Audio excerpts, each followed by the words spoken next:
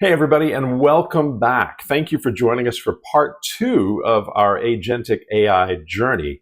Now, back in part one, we explored what Agentic AI is, why it's become a buzzword, and how it compares with generative AI.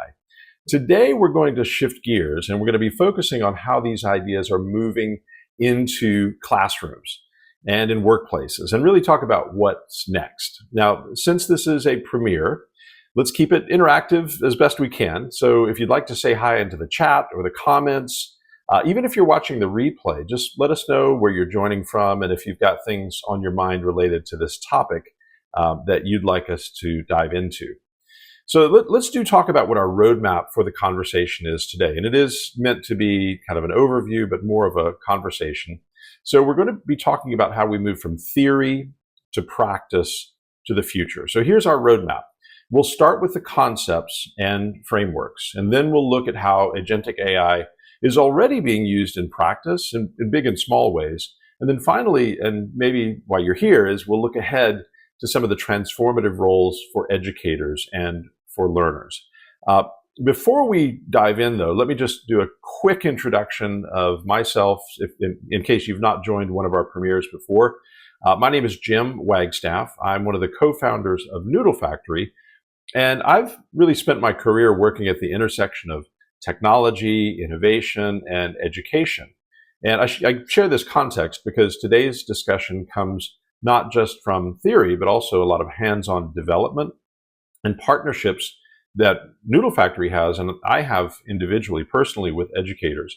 It's really how our platform evolves, is this ongoing engagement that we have with our community of educators at all levels, whether it's secondary school, higher education, primary school, workplace learning.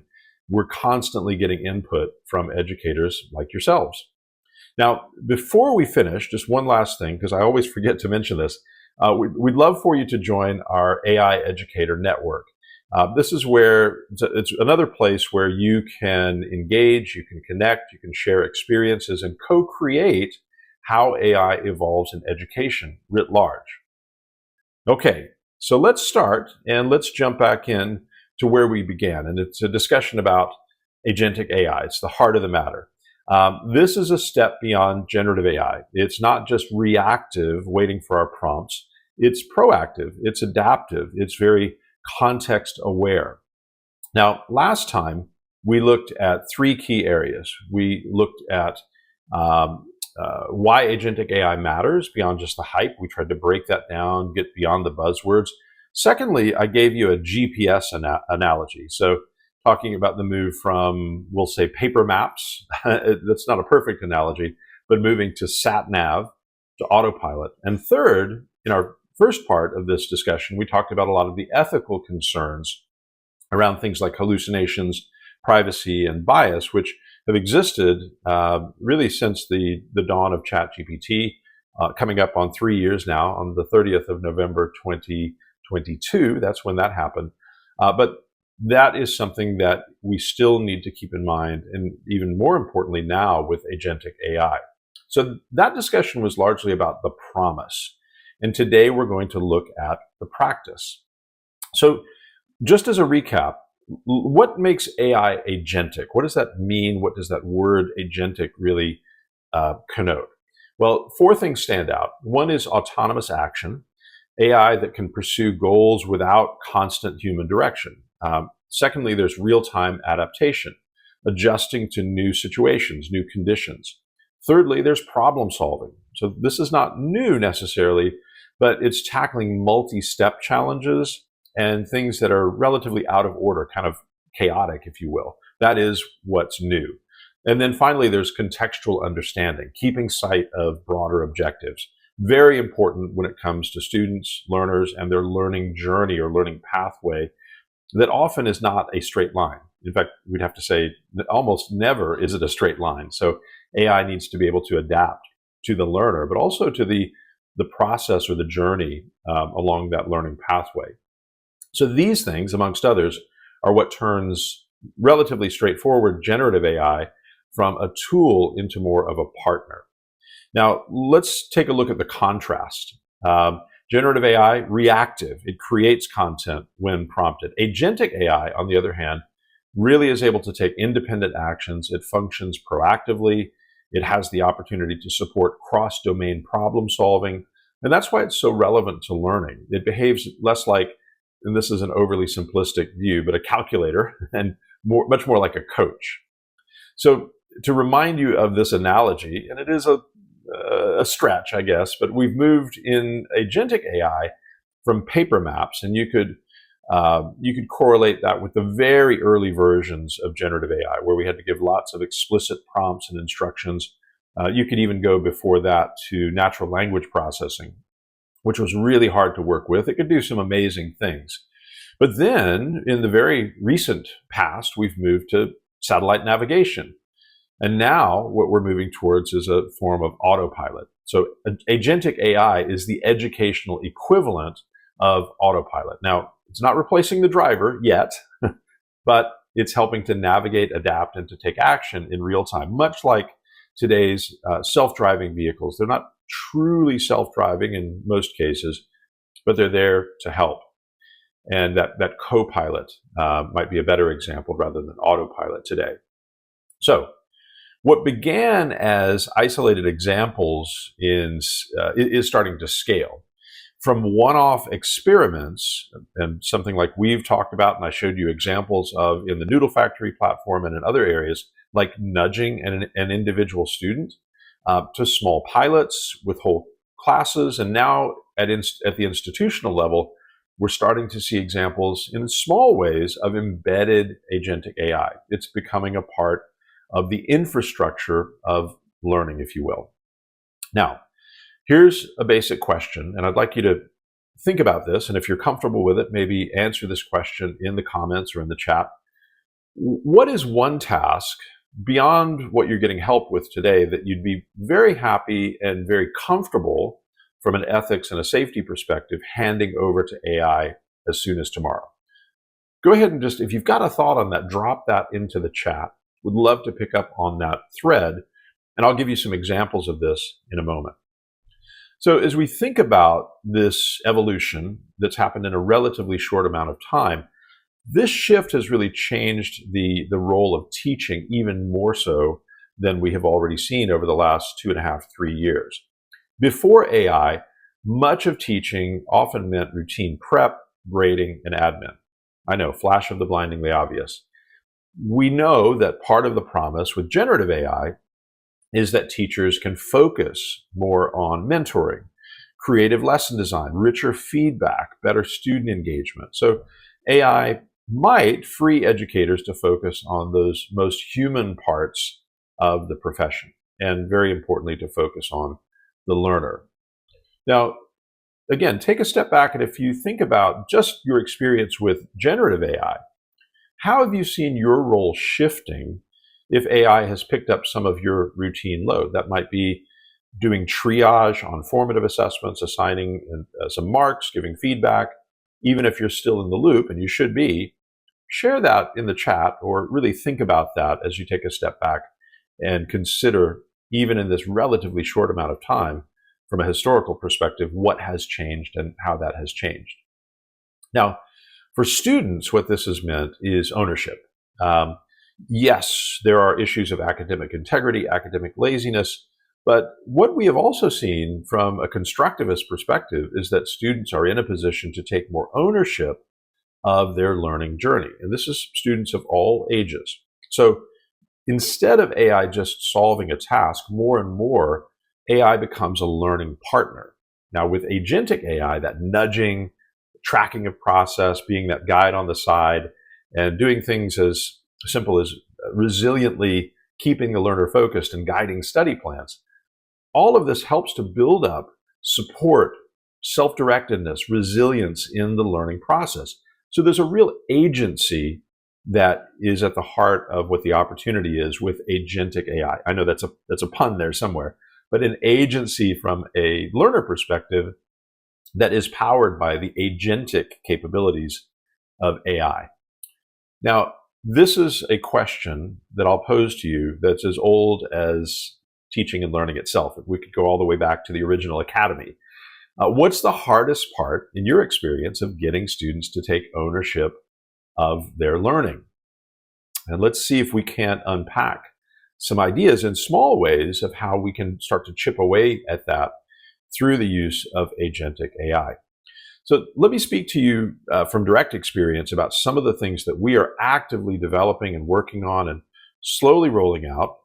This is something that if you're interested, we'd love to get your engagement, involvement, and input on. It's the way that we're doing things here at Noodle Factory. So we're starting to make changes in the way we have designed and we're deploying our admin dashboard so that the entire user experience, we're rethinking that. The user interface, we're rethinking that. And here's how we're building this at Noodle Factory. So if you think about the Educator dashboard, when we first began this journey ourselves of development back in 2018, really it required a lot of thought on the part of the educator. And the educator had to know what to bring in terms of materials, the sorts of quizzes, the role plays that they wanted to design, the sorts of exercises that they might have wanted AI to help with. We're shifting that now towards an agentic capability for educators to create quizzes, design role plays, define learning outcomes with this teaching assistant, which we've always had in mind, but a more proactive version of that teaching assistant. It still really supports the key principle that we've had. AI assists, but the educators curate. That is a core principle that we don't want to deviate from. Now, if we take a look at the Educator dashboard itself, this is a simple example of some of the things that we're working on. If you have a look at this, take a closer look. Notice how it doesn't just sit idly. What the dashboard is meant to do is to actively suggest tasks based on the content that an educator has brought to the platform or might be residing in the LMS that you've given Noodle Factory access to.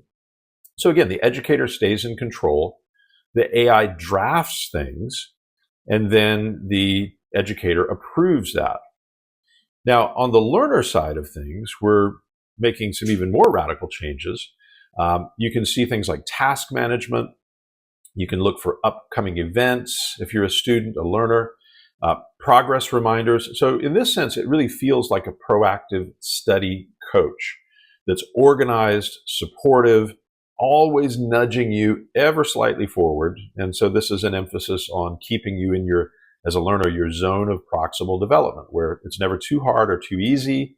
There's always going to be an emphasis on achieving mastery in a particular, it could be in an entire domain, an entire course. It could be just in the module. It could be in a week or in a subject.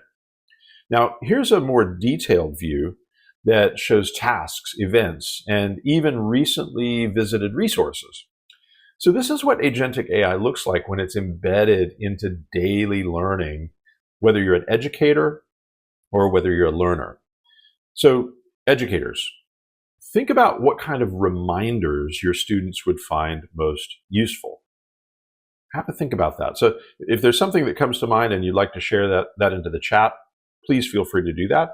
But really for yourself, just think about that and think about how, for you as a teaching assistant, where could agentic AI step in and play a role for you and for your students?